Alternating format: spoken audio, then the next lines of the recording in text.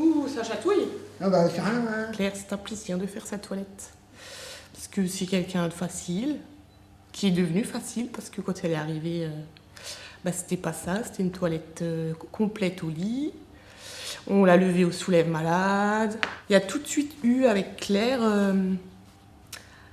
un contact facile qui s'est fait, parce qu'elle est elle est rigolote. Et maintenant, elle se lave seule, elle marche.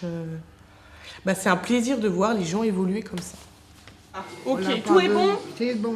Super. J'adore être en contact avec eux. C'est des personnes qui sont seules. La plupart du temps, elles sont vraiment seules. Elles n'ont pas de famille.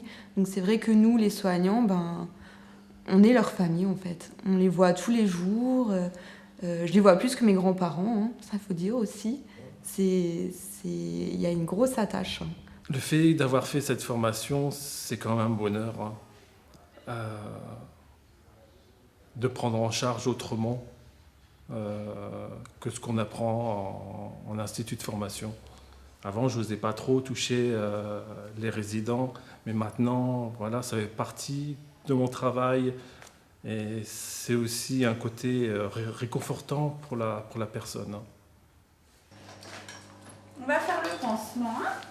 Les pansements, généralement, ça se fait avec un infirmier et une aide-soignante, justement pour que la patiente se sente bien, qu'il n'y ait pas quelqu'un derrière elle, on ne sait pas ce qu'il fait, qu'est-ce qu'il est en train de lui faire, qu'est-ce qui se passe. Du coup, nous, les aides-soignantes, on est là pour les accompagner, pour discuter avec eux, les toucher, capture du regard, pour qu'ils se sentent bien. Voilà, c'est fini, Christiane. C'est fini. Depuis que j'ai fait la formation, je me rends compte que le toucher et le regard est très important. Avant, il y avait juste la parole, on parlait, on disait ce qu'on allait faire, on expliquait. Mais depuis la formation, on s'est vraiment rendu compte que rien qu'une petite caresse et de pouvoir capter le regard de la personne, ça changeait tout. Je pense que dans toutes les écoles, ce qu'on ne nous enseigne pas, et c'est dommage, c'est justement faire face à la mort, face à ce chagrin, à cette tristesse, à ce qui nous prend au cœur, parce que l'émotion, malheureusement, dans les écoles, on ne nous la donne pas. Et on ne nous apprend pas du tout à faire face à tout ça. Et ça, c'est vraiment sur le terrain, auprès des résidents, qu'on apprend à le gérer. En équipe aussi, où on peut discuter ensemble des émotions qu'on a. Et c'est comme ça qu'on arrive aussi, nous, à faire le deuil, parce qu'on a un travail de deuil à faire à chaque fois qu'un résident s'en va.